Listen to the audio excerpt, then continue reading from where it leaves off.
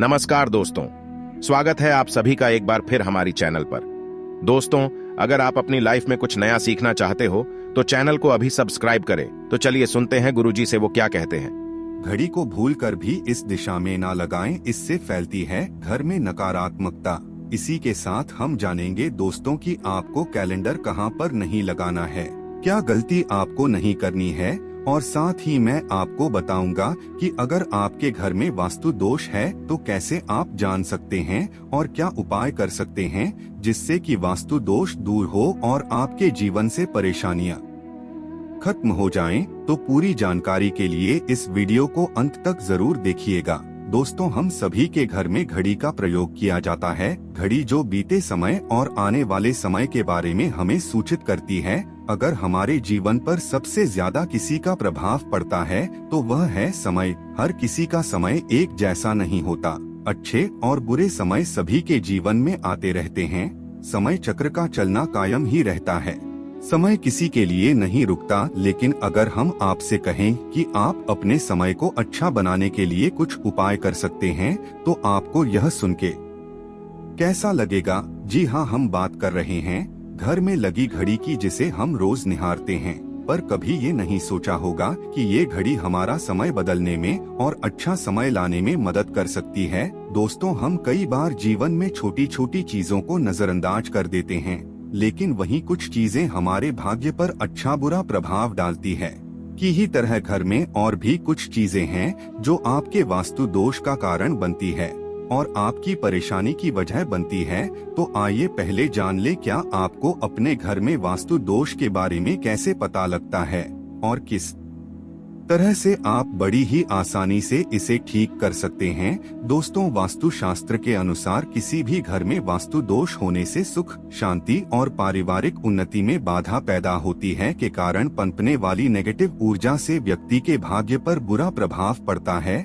साथ ही घर के लोगों को कई प्रकार की परेशानियों का सामना करना पड़ता है। दोस्तों, शास्त्रों के अनुसार अगर हम ये छोटे मोटे उपाय कर लें तो अपने घर में नेगेटिव एनर्जी से छुटकारा पा सकते हैं। तो आइए जानते हैं। लेकिन उससे पहले दोस्तों, आपसे रिक्वेस्ट है कि वीडियो को लाइक करें, अपने दोस्तों के साथ शेयर करें और अगर आपने अभी तक चैनल को सब्सक्राइब नहीं किया तो सब्सक्राइब करके बेल आइकन जरूर प्रेस कर ले। दोस्तों, नंबर 1, जीवन में तरक्की पाने के लिए रोज पहली रोटी गाय को दें, पीपल को जल चढ़ाएं और चींटियों को शक्कर मिला आटा दें। तांबे के लोटे में जल व लाल चंदन मिलाकर रात को अपने सर के पास रखकर सो जाएं। सुबह उस जल को तुलसी को चढ़ा दें। ऐसा करने से आपकी परेशानियां धीरे धीरे दूर हो जाएंगी। नंबर 2, वास्तु के अगर आपके घर में तिजोरी है और आप उसके सामने शीशा लगा दें तो इससे धन में बरकत होती है। व्यापारी लोग अपने कैश बॉक्स के सामने शीशा लगाएं, इससे आपके ग्राहक बढ़ेंगे। दोस्तों, नंबर 3, झाड़ू पोछा कभी भी खुले में नहीं रखना चाहिए, इन्हें सदैव छुपा कर रखना चाहिए और झाड़ू कभी भी रसोई में नहीं रखनी चाहिए। नंबर 4, शौचालय का दरवाजा सदैव बंद होना चाहिए। माना है कि घर की नेगेटिव ऊर्जा शौचालय में ही वास करती है। ऐसे में अगर शौचालय का दरवाजा खुला रहता है तो नेगेटिव ऊर्जा आपके घर में प्रवेश करती है।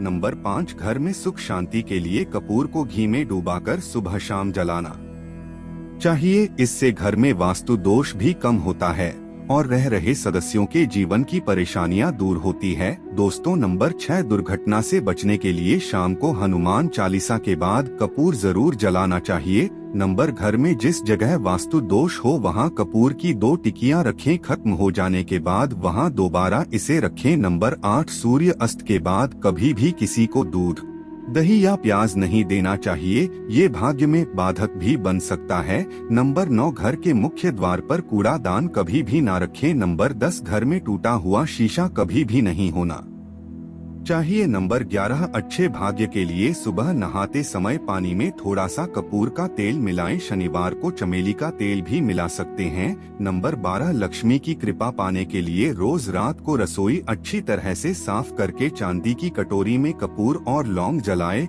यह प्रक्रिया रोज की जाए तो घर में बरकत बनी रहती है और माँ लक्ष्मी जल्द ही ऐसे घर से आकर्षित होती है। ऐसे घरों से नकारात्मकता सदैव दूर रहती है। दोस्तों, नंबर 13, घर के सोने वाले कमरे में पौधे नहीं लगाने चाहिए, इससे के ऊपर नेगेटिव प्रभाव हावी हो सकता है। नंबर 14, घर में पौधे लगाते समय पानी में सेंधा नमक डालें। सादे नमक का भी आप उपयोग कर सकते हैं, लेकिन दोस्तों ज्यादा फलदायी होता है। आपको शुभ फल जल्द ही प्राप्त होंगे। दोस्तों, घड़ी की सही दिशा आपके जीवन को भी सही रास्ता दिखाने में मदद कर सकती है। इसके अलावा कैलेंडर को किस जगह लगाना चाहिए और किस जगह पर नहीं, ये भी हम सबसे पहली बात जिसकी हम बात करेंगे वो है दोस्तों घड़ी का आकार यानी घड़ी की शेप। दोस्तों, वास्तुशास्त्र के अनुसार गोलाकार की घड़ियां, अंडाकार घड़ी सबसे उत्तम मानी जाती है, पर आजकल देखा जा रहा है कि बाजार में कई प्रकार की घड़ियां मौजूद है, जिसमें घर के सदस्य या भगवान की तस्वीरें और फोटो भी लगी होती है। लेकिन दोस्तों, आपको बता दें कि घड़ी के साथ तस्वीरें लगाना बिल्कुल भी सही नहीं है। आपके घर के सदस्यों के जीवन पर समय का प्रभाव देखने को मिल सकता है, और भगवान की तस्वीर घड़ी में बिल्कुल भी नहीं लगानी चाहिए, क्योंकि भगवान की तस्वीर को रोज धूप, दीप, अगरबत्ती और पूजन की आवश्यकता होती है, और घड़ी तो कई महीनों तक धूल में पड़ी रहती है। इससे भगवान का अपमान होता है और ये शुभ नहीं माना जाता। हो सके तो घड़ी का आकार गोल और अंडाकार ही पसंद करें। घड़ी का या अंडाकार होना हमारी पृथ्वी के आकार को दर्शाता है, जो को और घड़ी में नुकीले कोने होते हैं, और वास्तु के अनुसार नुकीली चीजें नेगेटिव ऊर्जा का संचार करती है। दोस्तों, अगली बार जिसका आपको ख्याल रखना है वो ये है कि घड़ी को स्वच्छ रखें, साफ सफाई का ध्यान रखें, धूल ना जमा होने दें, और कहीं से भी घड़ी टूटी फूटी नहीं होनी चाहिए। दोस्तों, जैसा कि हम सभी चाहते हैं कि हमारे जीवन में सब अच्छा और बेहतर होता रहे, तो उसके लिए हम खुद को संवारे रखते हैं, नए कपड़े और आभूषण पहनते हैं। उसी प्रकार अपने घर की घड़ी को स्वच्छ और नए जैसा ही रखना चाहिए, यानी कहीं से भी टूटी फूटी नहीं होनी चाहिए। समय समय पर घड़ी पर चढ़ी धूल और जालों को साफ करते रहें, जिससे आपका भाग्य भी धुंधला नहीं पड़ेगा। दोस्तों, कई घरों में आदत होती है कि पुरानी गाड़ी को बनवाकर ही चलाते रहते हैं। एक जगह नई घड़ी आई तो पुरानी किसी और जगह लगा देते हैं। ध्यान रखें, घर में पुरानी या फिर टूटी हुई या धूल चढ़ी हुई और बंद गाड़ी तो बिल्कुल भी ना रखें, क्योंकि इससे घर में नकारात्मकता और दरिद्रता का वास होने लगता है। बंद पड़ी घड़ी को घर में रखने से व्यक्ति के जीवन में नए अवसर नहीं आते और वह अपने कार्य में कामयाबी प्राप्त नहीं कर पाता। अगली बात जिसका आपको ध्यान रखना है वह है घड़ी की सही दिशा। घड़ी को कभी भी दक्षिण दिशा में नहीं लगाना चाहिए। दक्षिण यमलोक की दिशा मानी जाती है। काल का अंतिम चक्र यहीं से शुरू होता है, इसीलिए वास्तुशास्त्र में इस दिशा को घड़ी के लिए अशुभ माना गया है। घर में घड़ी को उत्तर दिशा, पूर्व दिशा या पश्चिम दिशा में आप लगा सकते हैं, लेकिन ध्यान रखें कि घड़ी को कभी भी मुख्य द्वार, कमरे के दरवाजे या आने जाने के लिए उपयोग किए जाने वाले दरवाजे के ऊपर कभी भी नहीं लगाना चाहिए। इससे समय आपके आने जाने की गति और दिनचर्या पर पड़ सकता है। दोस्तों, घड़ी के साथ कैलेंडर का भी ध्यान रखें। जहां घड़ी समय का प्रतीक है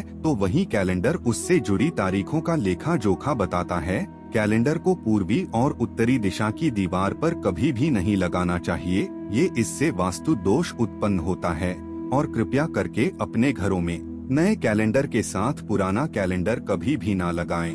दोस्तों, और कैलेंडर दोनों ही आने वाले समय के सूचक है, जो हमें आगे बढ़ने की प्रेरणा देते हैं। उन्हें समय के अनुसार ही लगाना चाहिए। इस बात का सदैव ध्यान रखें कि घड़ी का समय सदैव सही होना चाहिए। बहुत से लोगों की आदत होती है घड़ी का समय आगे या पीछे रखते हैं, तो ये गलती आप ना करें।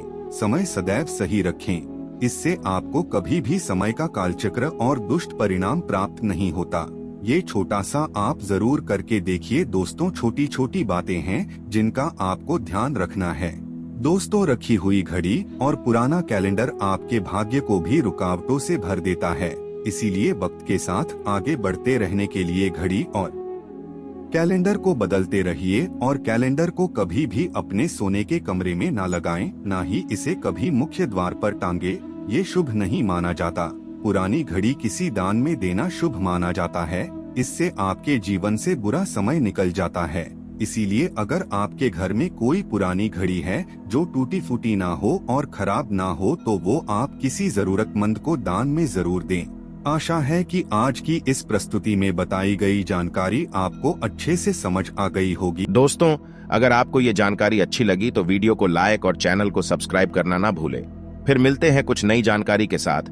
तब तक के लिए हर हर महादेव।